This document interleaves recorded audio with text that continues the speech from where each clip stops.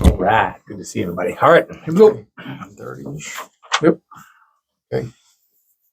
We're good. Ready? Good. In 3, 2, 1. Hey, folks. Welcome back to your Frederick Real Estate Update. I'm Darren Ahern with RE/MAX Results, bringing you over 23 years experience in the Maryland, PA, and all over the areas. Can help you out anywhere.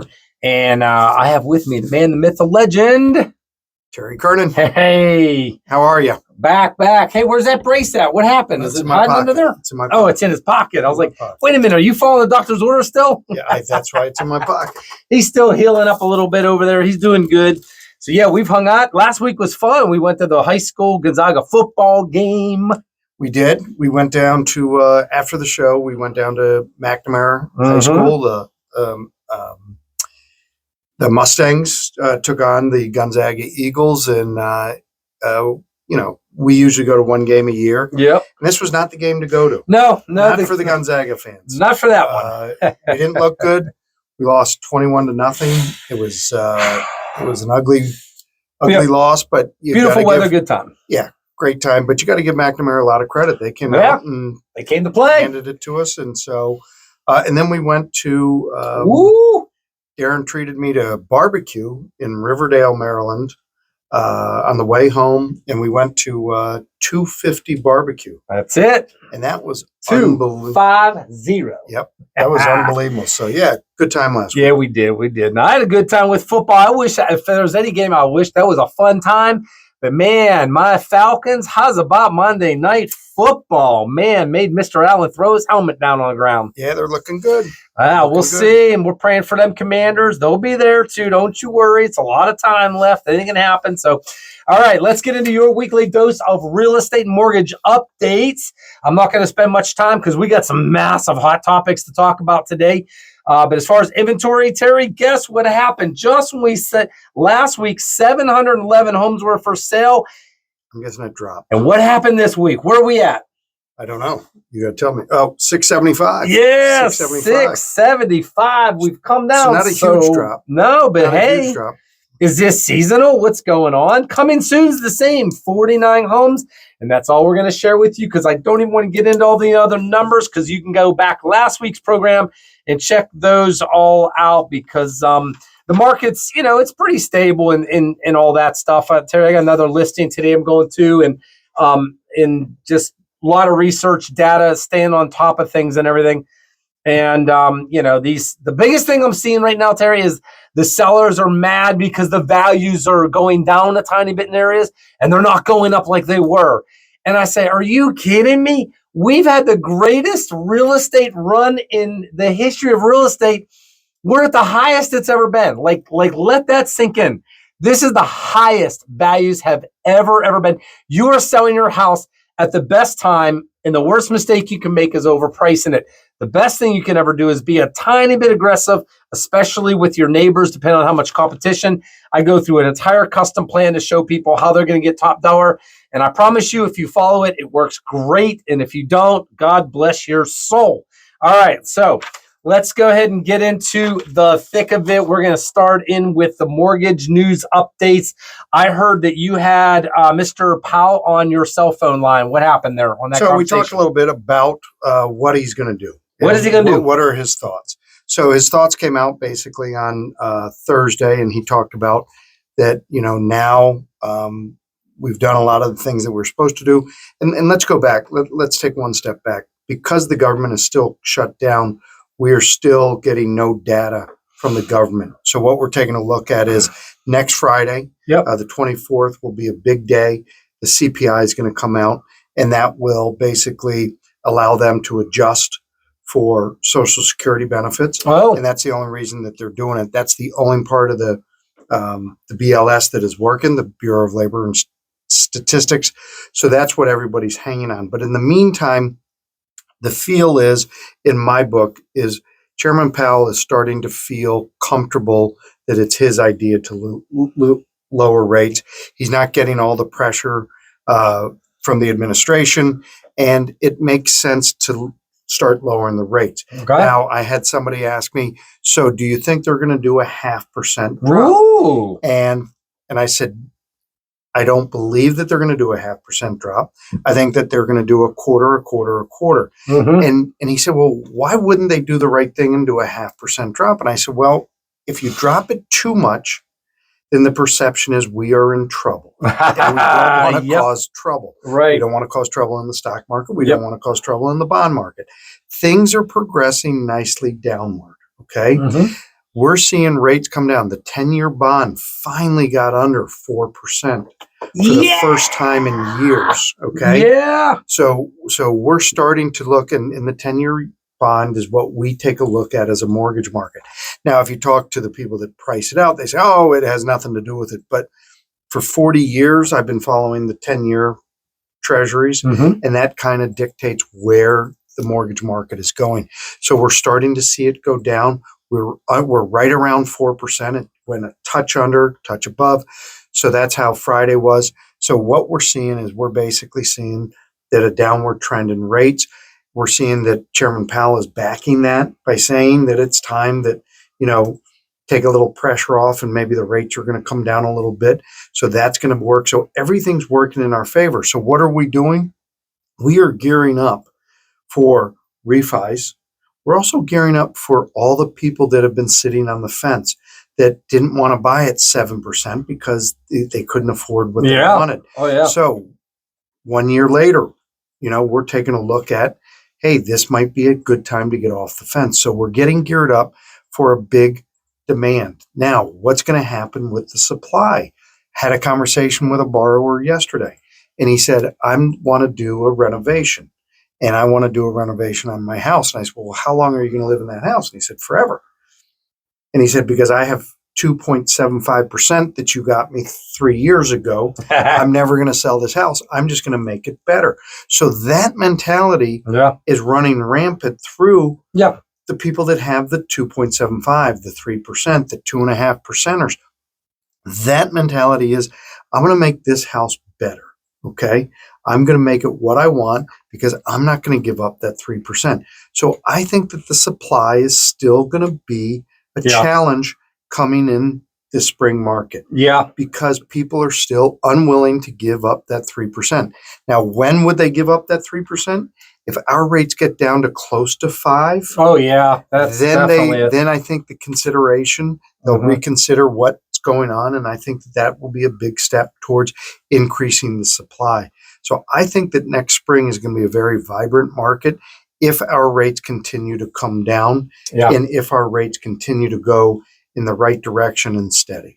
The other thing, Terry, that could bring more supply besides the natural, rates are low enough now, it doesn't hurt so bad to take off the golden handcuffs, would no doubt be the debt. There's a lot of debt out there, and people are trying to shuffle and figure out how do they manage and deal with that a little bit. And of course, jobs. If we start to see even more jobs in these numbers coming out, when we get them, who knows, when the government gets back open coming up here and they get their act together, that will be maybe a little bit more of a telltale sign to see is how much of that is going to kick in as far as some of the supply coming up and all that. So it'll be interesting. I think in our area, though, as long as we, I think, stay under 900 homes, and we have, I really don't see us, with demand rising, and until the more demand rises and the more inventory comes down, the more prices will now come out of the flatness or a little below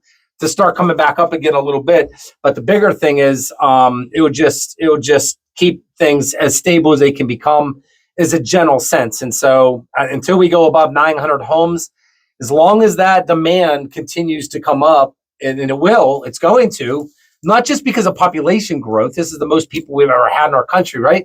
And that can buy, but I think in this general thing. Oh, the other big thing I've listened to on a podcast this week was, I think it was between now and 3035, we're going to say goodbye to almost 14 million more baby boomers and people that all have these big, big homes. And only 30%, they said, of family members actually inherit the house and keep in the family. They have the kids move in, or this person or that person, or they rent it or whatever. 70% of those get put on the market to be sold. So I was listening to all these stats, figures, numbers, and all this fun stuff by Melody Wright, who is amazing. And it was really interesting to start to put together the pieces of the puzzle of the dynamics of where we've come from, where we are today, and what are the factors that we have to really pay attention to going forward in the entire market. And of course, the biggest thing is all about affordability. And with rates coming down, that can only help, not just with mortgages, Terry, but it helps with like car refinances, loans, and personal, and like everything. It comes across the board, and it just gives a little bit more relief to everybody than we were getting when it's higher by any margin, period. And then of course the counterbalance to that whole thing of interest rates coming down, to be able to refocus on refinancing of all different types of loans or get rid of more debt, is the other side of it. And of course that's the inflationary bear. And that seems to be right now under a lot of control, as far as under 3% or whatever it is. And it's nothing like we used to deal with. And so when you put those two factors together, you look at all the pieces, we're definitely moving in the right direction, like even if it feels like a snail pace. And I think that's what's the big thing about sellers, is they don't want to believe the truth. They don't want to believe the real numbers and where we're at. And it's not terrible news. It's not like catastrophic doom and gloom, but it's not what everybody wants. And that is, why isn't my home going up 10% per year, double digits? Yeah. And it's like, oh my gosh, are you nuts? That's crazy. That'd be terrible. You think it's a good thing. You're probably already outpricing a lot of buyers already. And so actually be happy that we've had where things are at. And that's a hard thing as an agent, all that, and to convince. But I just keep going back to the data, saying, look, the data doesn't lie. And in some markets, Terry, we know there's people listening and they're like, well, Florida's taking a bloodbath. They're down 20% in most places or whatever. Well, they were also hyperinflated by 25%. That should have never happened also. Like, that's insane to think your house doubled in 3 years or whatever. That's never happened. So in parts of the country, yes, we are seeing double-digit numbers year over year, or in the last, say, really 2 years. They've come down a lot, and I've seen these numbers backwards and forwards. But at the same time, most places are pretty stable, or they're up just a tiny, tiny bit. So it's all good news in that regard. But the big subject is the government shutdown. This is the hot topic right now, because buyers that have loans in place or getting ready to get a loan, if they're not careful, they listen to information that says, oh, you can't get any loan. It's not going to happen. The government shut down. And maybe how many buyers do you think are sitting on the sidelines because of that? And how does all this equate into what could be happening coming forward? Because last time we had only touched on USDA loans, but we didn't get into, well, what about rate locks? What about this? What about that? All these other factors that open things up. So that's your turn. You go. Okay, let's talk about rate locks. Yeah. Okay. Yeah, because this is being affected by a couple different things. Well, time is not your friend with a rate lock. Talk about this. Go. So you can lock in a loan for as little as 10 days and as long as 6 months. Oh, okay. I thought it was 3 months, but go ahead. No, we can do 180-day locks. Okay? Is that new or no? That's been around. Okay, that's been around. But here's the reason people don't do 180-day lock. It's because they are going to settle within 30 days unless it's new construction. Yeah, okay. So you can do a 180-day lock if you feel that today rates are going to be much lower. Yeah. Than it is 6 months from now. Then you can do a 6-month lock-in on your new construction that's going to be ready in 5 months or 5.5 months, whatever the case may be. But the rate that I've got to charge you today for a 6-month lock-in is going to be much higher than what I'm going to charge you for a 30-day lock. Mm-hmm. So all locks are based off of 30 days. Okay. Because most transactions are going to happen within the next 30 days, right? Yeah. So when you get quoted a rate, it's generally a 30-day lock. If somebody says, well, the sellers want time to look for a new house and get under contract and get all that, so we're not settling for 75 days. Great. Let's take a look at a 75-day lock. And they say, well, why is it higher? I'm still locking that. I want the same rate. Well, it's a bigger gamble for the investor to commit a rate to you for 75 days versus 30. Yeah, it's all about risk. So let's play this scenario. We're not settling for 60 days. So I want to go ahead and lock today's rate at 6.375, right? 60 days out. 30 days from now, rates have dropped down to, let's say, 6%. Okay. So I'm going to get the call and it's going to be, hey, Terry, rates are at 6%. I want 6% now. Yeah, of course and you here's do. what we do. We say, okay, the first thing I usually say is, well, if rates were up to 7%, I wouldn't be making this call, but I understand why you're making this call, and let's talk about it. So the investor has gambled that rates are going to be at the same or less over the next 60 days when we locked you in. Mm-hmm. So that you're committed to that rate of 6.375. But because rates have dropped, we have the ability to renegotiate with the investor, and we're usually met somewhere halfway. Okay. And that usually helps with the, I shouldn't have locked 60 days ago or 30 days ago, whatever the case may be. So we can actually renegotiate your rate while you are still locked. That is okay. We usually meet halfway. Okay.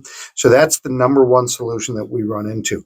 But a lot of people say, well, since rates are better, I'm going to push my settlement back and I'm going to let my lock expire. And then I'm going to relock at the same exact rate. Doesn't that make sense? Or I'm going to relock at the better rate. At the better rate. That makes sense, right? Yes. So here's what happens there. Let's go. Is if you let your lock expire, okay, then you have to float. You cannot relock at the better rate unless you float for at least 30 days. Oh. So the investor's saying, okay, if you're going to let it expire, right, and we're going to extend that rate. If you let it expire, we'll extend that rate at no charge if the market is better. If you let it expire and you relock within 30 days, you're going to get the original rate that you locked in at, or if rates are higher, you're going to get that rate. Yep. Okay, because we're protecting you. And so just to let your rate lock expire to get a better rate doesn't work out, because you have a 30-day window that you've got to float, and then you can lock in at the better rate. Does that make sense? Yeah, there you go. So with rates coming down. Yeah, what's your advice? What's your professional advice for buyers right now? My advice is, because they don't know what to do. Should we wait? Rates are going to go down. What about this? What about that? How's this rate thing? Good. I can't really tell you to lock in or to float. What I do tell people is that rates go up a heck of a lot faster than they come down. Yes. Okay. We've seen that play out. Yes. We've seen the market play that so many times. So if you're floating for a short term, the reward is very minimal. Yeah. And the risk is very high. Mm-hmm. If you're floating for a long term. Yeah. And what's a long term?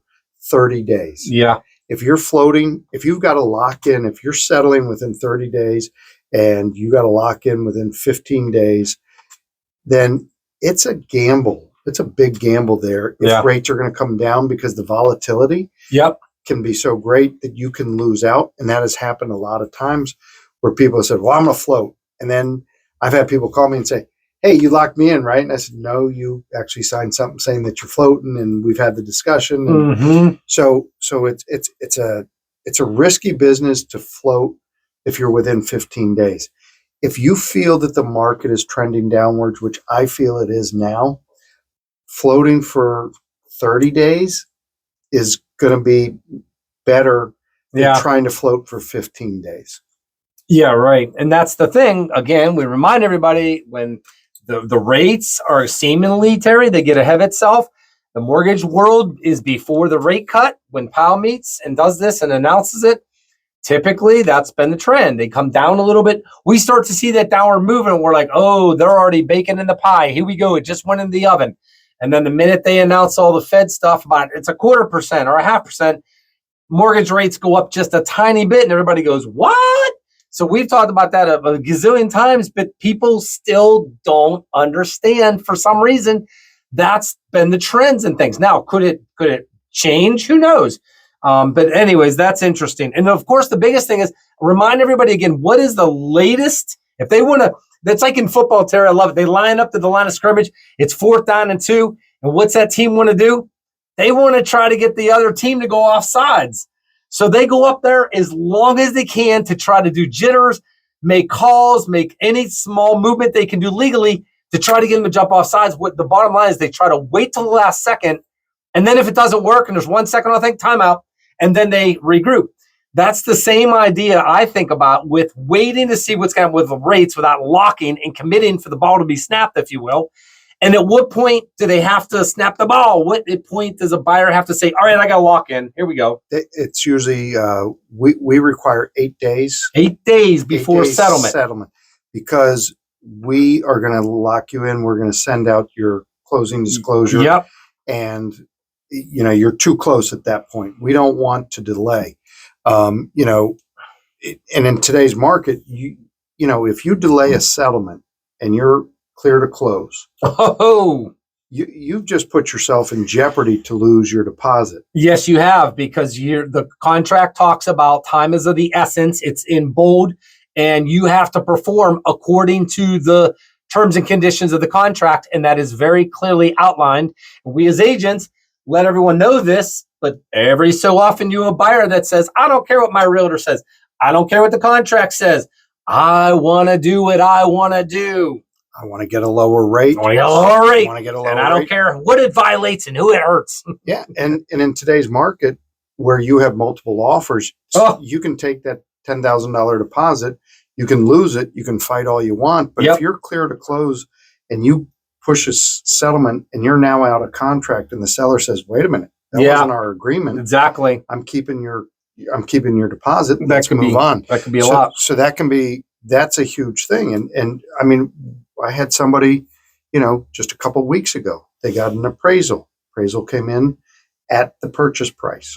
So here's the thing: government shutdown, rate locks. Oh, yes, I'm sorry. No, you're good. Since we're on this rate lock thing, this came up in one of our mastermind things, and somebody asked me, and I was a deer in headlights. I went, well, number one, the government doesn't shut down a whole bunch, but when it does, it does. And what it did is it brought up a really good question. Hey, what happens if I can't, my rate lock unexpires? We have to push settlement out because of this. I can't get the loan done because of the government shutdown of whatever sort. And while that happens, my rate unlocks. It doesn't stay locked because of the time frame. How am I liable for something that was out of my control, for God's sakes? And I said to them, seek legal counsel or call Terry. Have you dealt with this yet? About what do you got? What happens? So here's the deal. Let's talk about the rate locks with the federal government loans. Mm-hmm. FHA, VA, you're protected because you're still going to settle. Okay. Even though the government shut down, we're still settling FHA and VA loans. But aren't there delays? I keep hearing people saying there's delays. Is it just a possible delay, or where are you getting your information? Yeah, that's the key. Where's that information? Where are you getting this from? Are you hearing it? Or has somebody experienced it in your family or you? Yeah. And there's so many situations. But overall, FHA and VA, we're still closing those loans. We don't have delays. We don't have issues. Why don't we? Because you're not locked in with FHA or VA. You're locked in with Presidential Bank. You're locked in with somebody that is not part of the federal government. So your rate that's what the no right there. Okay. That's what people need to know. Your rate lock is protected. Your loan is being underwritten by a Presidential Bank underwriter. Yep. Your loan is being closed by a Presidential Bank closer. Your loan is being processed by a president. So FHA is there to purchase the loan, not purchase the loan. Let me back up. FHA is there to insure the loan after it is settled. Okay, that's it. So you don't have to go through all that. Now, VA, the only thing we really do with VA is we order an appraisal through the VA. You can still do that. So there are no delays in FHA and VA. If there's a delay, then it's something totally different from the government shutdown. It has something to do with the borrower, the lender, whoever. But that's the difference. USDA, as I talked about last week, that's a different ballgame. USDA is United States Department of Agriculture, rural housing, unbelievably great loan, 100% financing, rural areas. But we cannot close those because that agency is truly shut down and those loans are not happening. So what happens in that situation? We can do a couple things. We can flip it to an FHA. We can take a look at an FHA loan, or we can extend the lock, or we can let the lock expire because rates are getting better. Yep. And then if rates start to come up, we can relock them at the same rate for no charge. But the bottom line is we're keeping a close eye on everything with USDA. We're trying to make sure that everybody is protected, but we're also taking a look at flipping USDAs. And USDA accounts for about 1% of the loans out there. Yeah. FHA, VA combines to about 27, 28%. Yeah, I was saying 30%, right? Yeah, so the three loans combined are 30%, but USDA is only 1%. So it's a non-factor right now. Yeah. So, hey, before we end the program, guys, we got 2 minutes left. Terry, got to do massive victory. Shout out, kudos to you and the team and all that, as you always do. But Terry, I want you in 2 minutes to talk about one of our borrowers right now that I've been working with forever, first-time home buyer. You announced about the grant money, $17,500. And what in the world? What are we doing? It was a scramble. So we got our grant money back on Tuesday morning, right after the holiday. Yeah. And this young couple, so excited for them. They got a contract over the weekend. I did. We got her done. Got her done. Got the contract in on Tuesday. Got everything filled out for the grant. Submitted it, and there was malfunctions because everybody was going after the money. Turned out there was only $5,100 left, so we went to get that. And when we submitted it, it came back at $17,500. And I just got word that the loan was actually conditionally approved by the grant by Atlanta. So they're going to get $17,500. They couldn't have bought this house without that grant. Exactly. And that is what's so awesome about this grant. Yep. Young couple, 3 children, great couple, and they wouldn't be able to buy this house. And I got to give a shout out to Missy. Yeah, my team leader. She's awesome, Missy Carter, and Catherine White handles all of our grants. And the two of them were relentless getting that grant money, relentless. So they wouldn't be buying this house. Come buy them gift cards. Time to send flowers and cookies. So thank you guys. Yeah, man. It was like Black Friday. There were 10 TVs. We were the 10th person in line. It was crazy. The doors were closing, and you got my guys, the last ones through, and they get $17,500 in grant money. Thank you guys so much, Presidential Terry. You're awesome. My guys love you. And now they love me because of they loving you. So, all right, guys, get with Terry. Any questions, cares, thoughts, concerns, we are always here for you. And myself, I'll be glad to help you buyers and sellers. I promise you, we're going to get her done. Take care. Have an awesome weekend from your Frederick Real Estate Update and WFMD. Happy buying and selling.